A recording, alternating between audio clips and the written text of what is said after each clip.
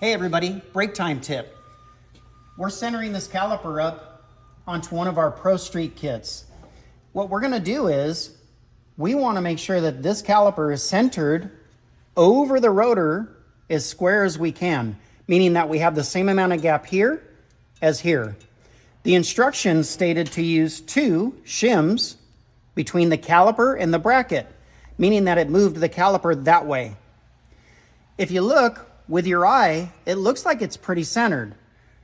But something that I like to do is, and with the friction side towards the rotor, is install the brake pads. Once the brake pads are installed, it really tightens up our tolerance, and you can see that this pad's not moving very far, and this pad is.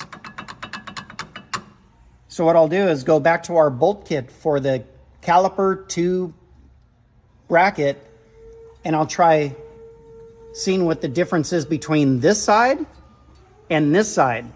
You can see that this side won't accept any washers or shims, but this side will accept 2. So we're gonna go ahead and split the difference and pull one of the shims out. That should center this caliper up over the rotor.